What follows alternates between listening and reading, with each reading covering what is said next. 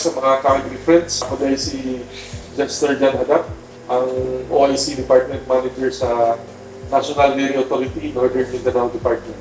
Ang MDA was created sa Republic Act 794, itahasan na may mag-lead sa pag-develop sa dairy industry sa Philippines. So, sunod sa alang ang mga programa, kami mga programa ang kabayan ng livestock, una na ang dairy herd build-up, kung asa kita mag-distribute ng mga animals, baka, kanding, sa mga qualified recipients na to, mag-interested na farmers. So kani siya, ang maungkong mga ni is padaganoon ng atong gatas din sa atong nasod, mo-increase ang atong milk sufficiency level o ma-address ang nutritional problem sa atong nasod. So, part aning dispersal sa livestock, kami bagong programa kanina tawag nato karon nga Feel for 80 project or Intensified Community-Based Dairy Enterprise Development. Kung asa, mag-distribute ng mga imported dairy goods o dairy cattle sa atong mga farmers labi na din sa Northern Mindanao. So karon pa na una, bago lang kayo ta naka-distribute o dairy goods sa atong mga farmers din sa Northern Mindanao, na ay mga ubay-ubay na ng profits, kapit sa 500 na dairy goods ang plano na ito i-disperse din sa Northern Mindanao lang. Apil na din all the way sa Misamis Occidental, sa Oroqueta, natin recipient niya, din sa Bawon Bukidnon, naapod, sa Cagayan de Oro, naapod, almost 200 animals sa katong ma-distribute, ilabi na sa District 2, sa Barangay Balubal, Barangay Indahan, naapod din sa Tugman. And then sa District 1, sa Barangay Lumbian. Tapos tayong mga recipients, mga kaigsoon na nato ng mga IPs nasa Claveria, Malagana Claveria. Tapos sila, recipients din sila. O, ang pinakalas nga i-distribute nato karong maabot na katapusan sa Hunyo, ang dito sa Bukidnon, na din sa Kalpanglasan, Nagtapan, o sa Balay-Balay. So, kanisa, kumakuha ni, nasa mga more or less mga 500 kapin na mga kanting na itong ma-distribute. Kanisa, actually, double pa din sila yung import di sa Australia. So, sunod na after 2 to 3 weeks ng adjustment, mag-proceed na tayo sa breeding activities. So, na yung mga pataban na box na safe na breed na itong i-deploy yapon sa mga farmer recipients.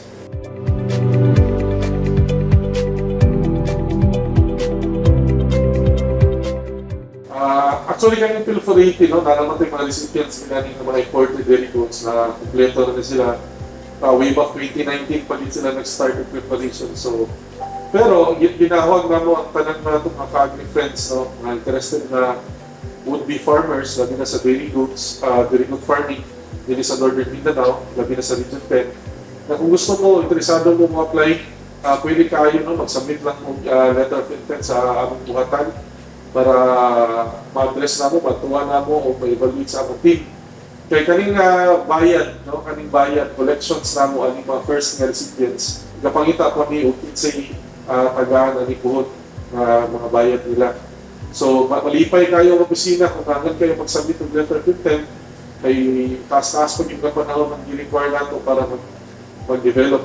Labi na sa in terms of pasture development. Kung may pinakawalan nato, kung mabisitahan mo sa muti, i-address ka nato ng pag-improve, pag-develop sa pasture. Kaya kung kawa mo sa considerable na time. Kaya na din siguro pinakalas na phase ang goat barns or goat housing. So, open kayo sa tanan, regardless of your campaign, regardless of affiliation, anong status, basta labi na itong mga smallhold na itong farmers, pwede kayo ma-apply regardless of affiliation, age, ang gender, mas malipay ganit at dagan babae kay at least campaign mo niya. So, may power po na ito ang women. And then mga youth na ito. And then ang atong mga PRBs or hanan sa Agrarian Reform Beneficiaries, mga IPs, 4Ps, welcome kayo ang programa. So, magsulat lang. And then, basic na itong requirement is, una, dapat lagi kay ample water supply. Kung ganyan pinakauna na tanaw na mo. Aside sa water supply, dapat na po iigo na ilinta. Sa kanding niya, akong standard na procedure, dapat at least nakay 500 square meters for every head na dairy goat. For example, nag-apply ka na pulo, dapat nakakay at least 5,000 square meters na luna o yuta. Kung sa asa, hindi mo i-develop ang imong forage grasses o mediums na basic na pagkaon sa atong kahayupan po. Sigon sa mando ni Secretary da, in line sa new thinking of agriculture sa Elite Paradigms, one day approach, ginapromote na ito ang communal or cluster type na farming system para magnify, ma-intensify ang impact no, sa project sa community. So, kung cluster type ta, ang basic lang din ng pandya is dapat dili na sobra sa 10 kilometers ang kalayo sa kada member sa grupo. Kung communal, namoy isa na ka housing, no? Isa na ka housing sa kwan, magtinabangan lang din kung sa manage sa farm, and then i-consolidate lang po dito yung pasture area.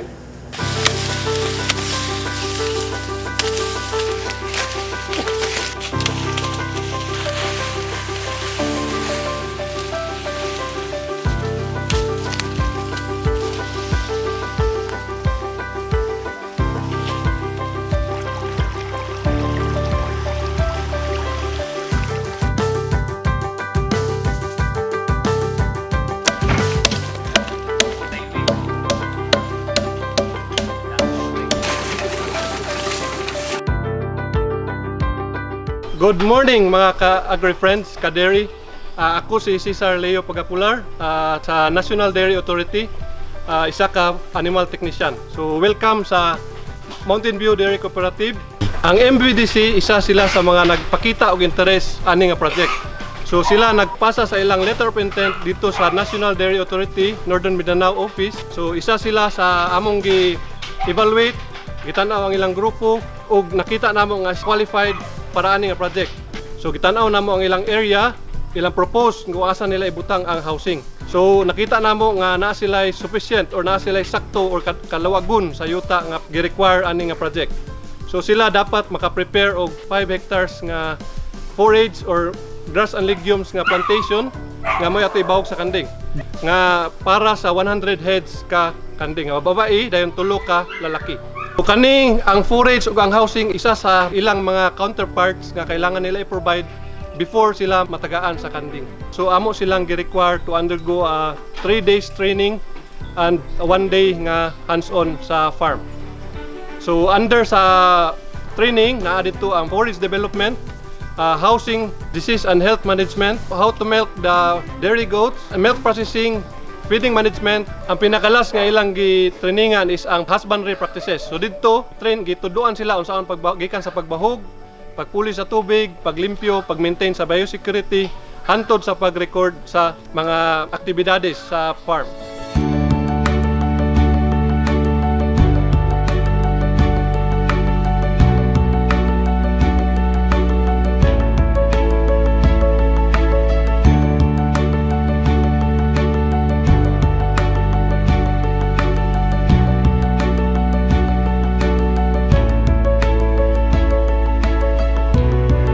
So mga ka-agri-friends, mga ka-dairy, hubani ko ninyo sa pagtuon sa basic goat production practices and management.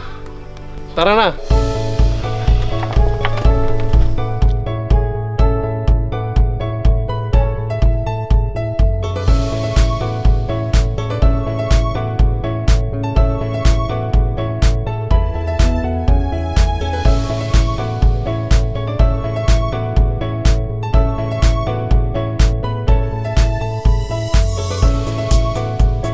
So mga ka-agri-friends, ang atong isgutan karon is ang breeds and breeding. So makita na to karon diri sa MVDC, sila nakadawat sila sa 100 heads ka sa anin breed, 100 ka babae o 3 ka lalaki.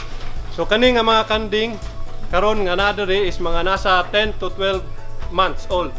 So ready to breed na sila. Kani sila nga mga kanding is gitawag sila nga queen of all the dairy goat breeds. Tungod kay ang ilang milk production is madaghan kumpara sa uban, dahil taas ang ilang lactation period. makahatag sila an average of 4 to 5 liters a day. Kung maayo ang atong pagkatiman, maayo ang atong pagbawog sa ila, maayo atong paghalima sa ila, mabawa na to ang saanin breeds sa ilang color, na sila white to creamy white. Dayon ang uban sa anin is na anak nga wala na daan, gitawag sila og pooled or wala na sila sungay daan.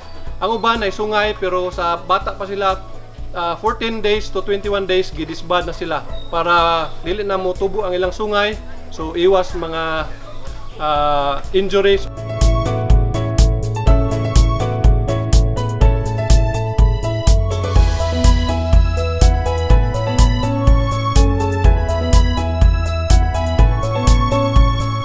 Naay duha ka pamaagi sa pagbreeding.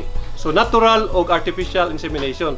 So diri sa MBDC, ang ilang i-adapt is ang natural breeding.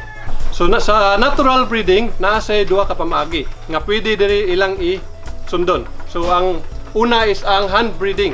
Kung asa ang nanguwag nga babae dadon dito sa pinsa sa lalaki.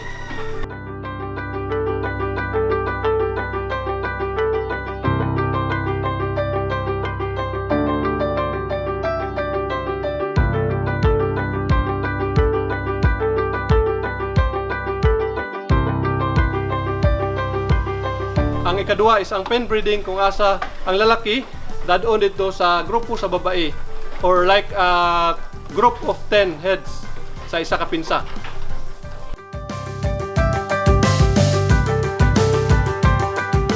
So kabalo naman ta karon kung unsay pamaagi sa pagbreeding. Before ta magbreeding sa atong kanding, dapat makabalo ta kung unsay senyales or unsay timailhan nga ang atong kanding is nanguwag. Daghan ta mga timailhan sa kanding nga nanguwag.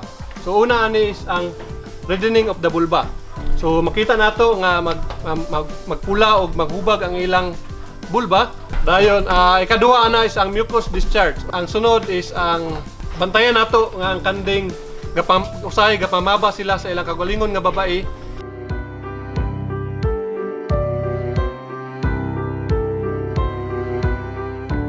Ang estrous cycle sa kanding is naa sa 21 days. Pasabot ana sa within 21 days manguwag ang kanding. Ang iyang heat period ana is nasa 3 days.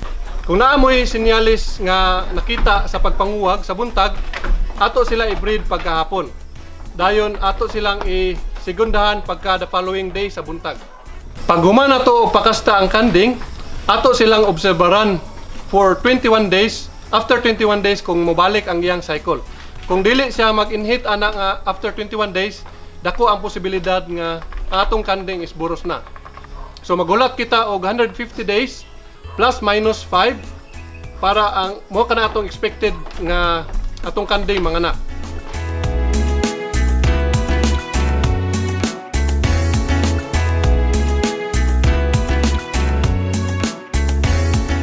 Mga ka-agri friends, ang atong sunod isgutan karon is ang housing.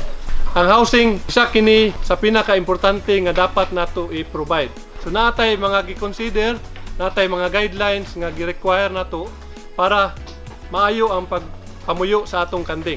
Isa ani is ang space requirement. So dapat ang tagaan ang kanding sa at least 1.5 to 2 square meter nga kaluagon sa kada isa ka kanding. Sa paghimo sa housing, wala gid tay gi-require nga kung unsay gyud atong gamiton.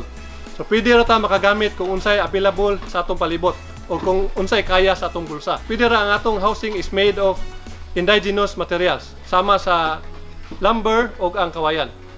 Sa atong atop, walay problema kung mogamit kita sa nipa or sa kaning GI corrugated sheets. Sa roofing type, basta dinagan na atong kanding, gi-recommend yun nga atong sundon is ang semi-monitor or monitor type.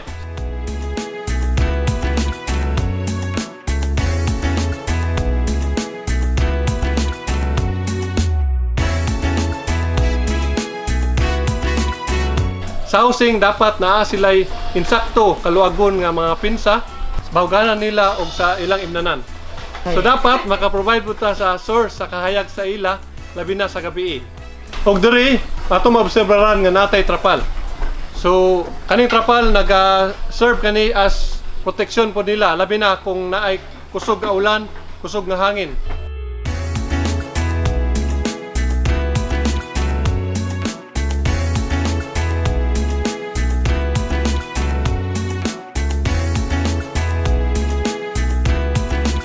Mga ka-agri-friends, susunod na to isgutan is ang atong feeding management. Kaning aspeto isa sa pinaka-importante nga atong tutukan nga mahatag sa atong mga kanding para mo lahutay ug mo succeed ang atong dairy goat production. So ang atong production system nga gisunod is ang fully confinement. Kung asa dado nato ang atong ibahog sa dado nato atong bahog dito sa kanding or cut and carry.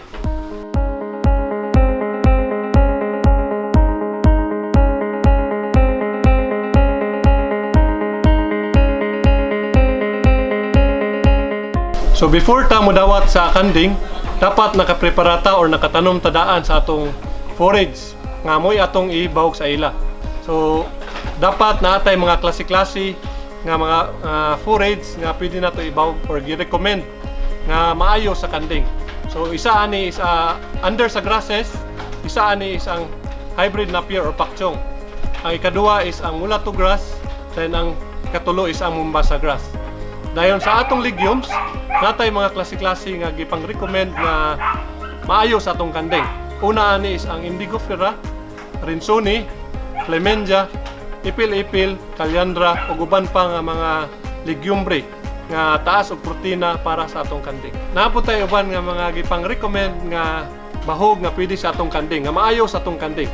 Usa ini is ang corn silage or grass nga silage. So mao kani ang ginabahog karon ginagamit sa atong farmer beneficiary sa ilang transition feeding nga ilang gina-apply or ilang ginabuhat para sa ilang kanding.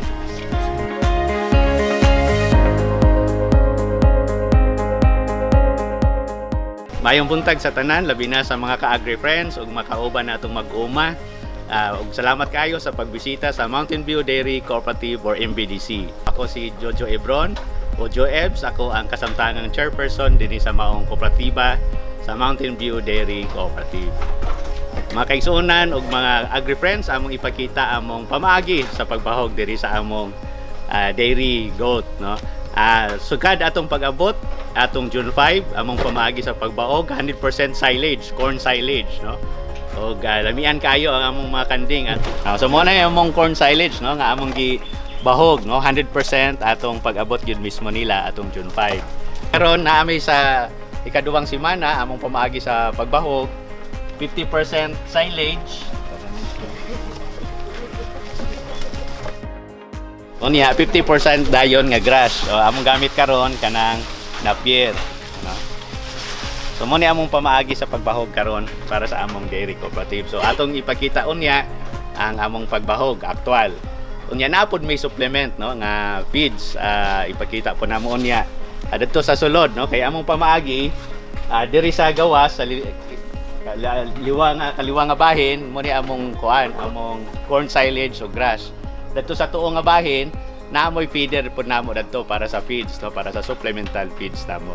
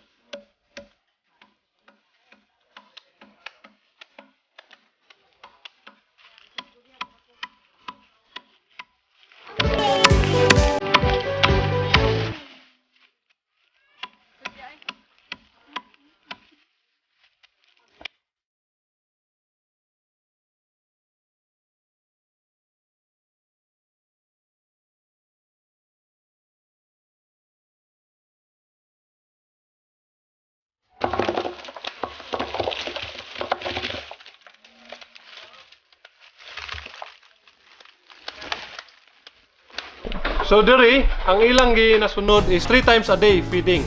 So ang ilang oras is alas 6, alas 11 ug dito na sa alas 3, alas 4 sa hapon. Among pagbahog ani alas 6 sa buntag ug alas 11 sa udto ug alas 3. Karon ako nang i-mix ang akong 50% nga silage.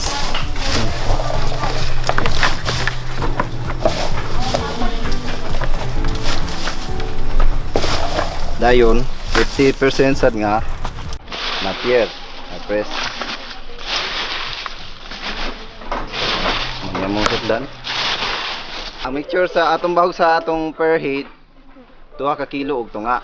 So sa napulo 25 kilos grass. So sa grass nga Napier og sa silage nga corn. So karon ato nang i-bahog ni. Dinhi na to na i-mix. Na mo me.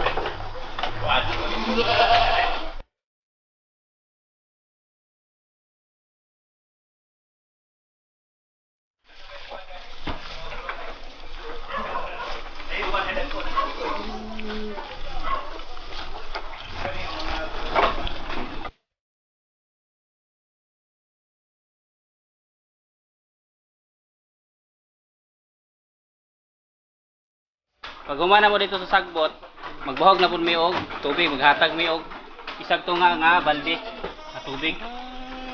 Ay kaya amo ga kontrolon kay para dili sila madali sipunon. Dapat limpyo kanunay nga ihatag nga tubig para dili sila madali magsakit.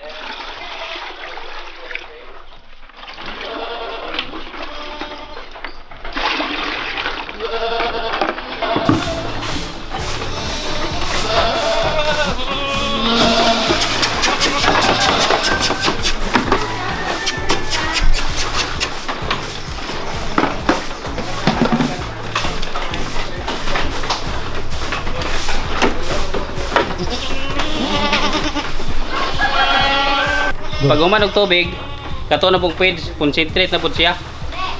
1 ka kilo kada pulo ka kanding.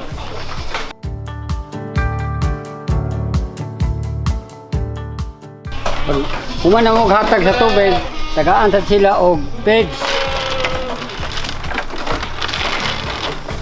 Kada bahog tag 1 ka kilo.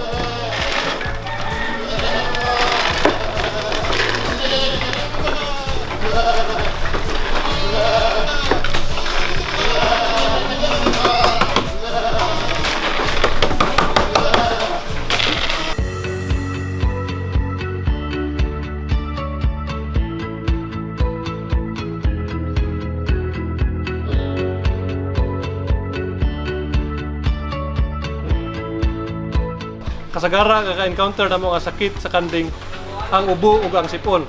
So uban sa among veterinarian, amo gining ginatreat gamit ang antibiotic ug gitagaan na po namo sila og vitamins.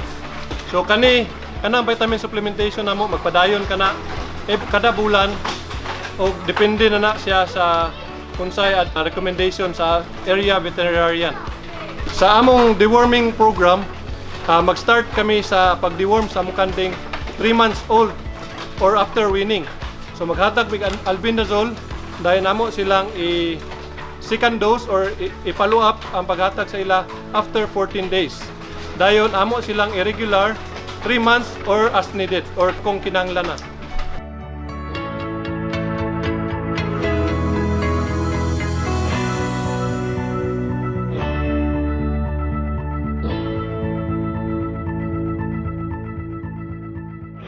So naagid tayo mga daily routines nga kailangan nato sundon. So una sa tanan, pag abot sa atong farm site, kailangan nato i-check tanan gikan sa kanding, tanan mga parte sa atong o tanan mga involved sa atong dairy goat production. Pagkahuman ana aya ta mosugod sa paglimpyo sa atong feeder, aya pagbahog, pagbutang sa tubig o pag-observe sa atong mga kanding. So while gabahog ta ka tubig, pinato i-observe ang kanding kung naay mga abnormalities or naay ba nag-inhit. Pagsunod ato buhaton is ang pamahog. So before ta magbutang sa atong bahog sa atong bahuganan, kailangan nato siya limpyuhan. So kuhaon nato ang mga leftovers ato ilabay, then atong pulihan sa mga bag-o nato nga na mix or atong schedule nga ibahog sa kanding. Sa tubig, kung naata schedule nga mag-vitamins, gi-prescribe sa veterinarian, mag-mix kita sa buntag or kung naay vitamins, mag-vitamins ta. Then pagkahapon, i-change nato into plain water lang. Aside sa monthly vitamin supplementation, napod tayo ginahatag sa kanding nga kani isa mineral block. O kung walay dili maka-provide og mineral block, naatay salt lick. So muna siya among na-mix nga salt lick.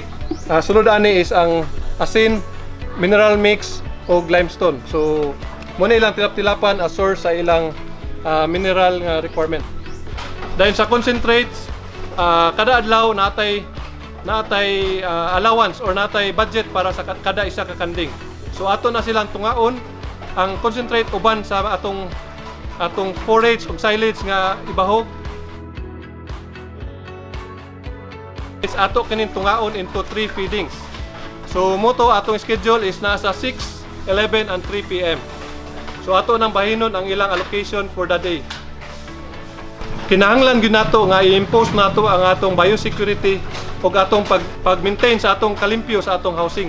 So dito sa atong entrance, kada buntag kailangan ta mag-mix or magpuli sa footbath, mag-mix kita sa mga disinfectant.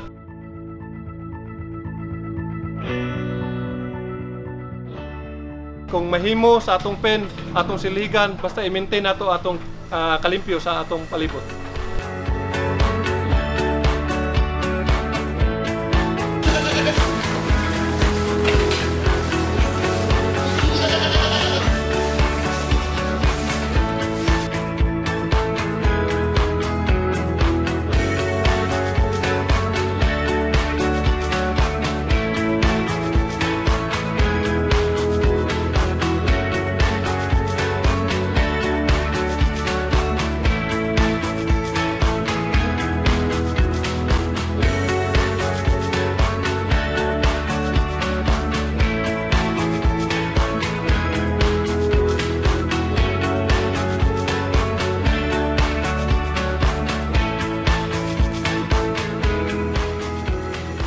Ako si Edwin Dael, ang isa ka retirado nga empleyado sa gobyerno nga diin lagi ko'y pasyon sa pagbuhi o mananap, labi na ang kanding.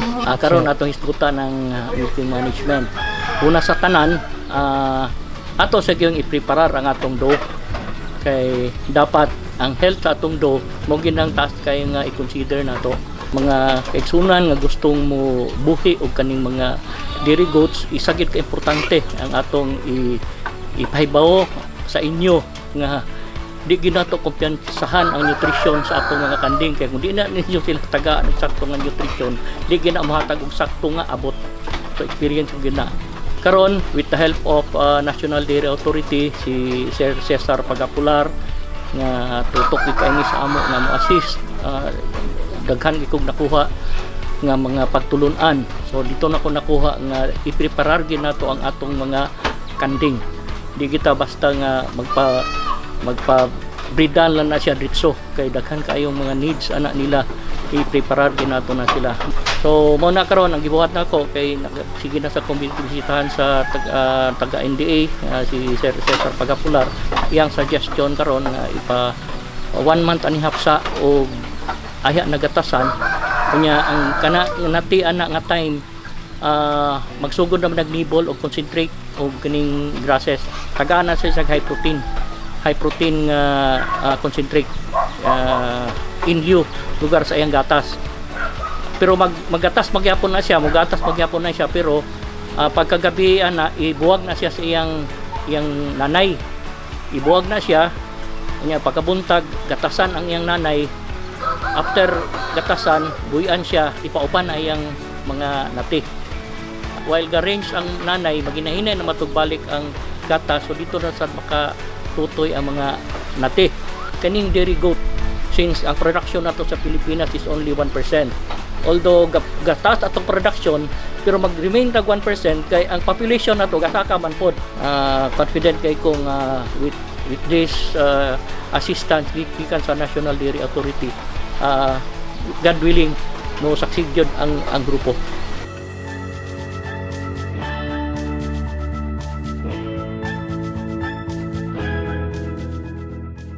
Mga ka-agri friends, tungod kay ang atong kanding karon nga gi-import is mga dumalaga pa, mga 10 to 12 months. Puhon mga December magsugod ang atong kidrop, by January makasugod ta og milk production.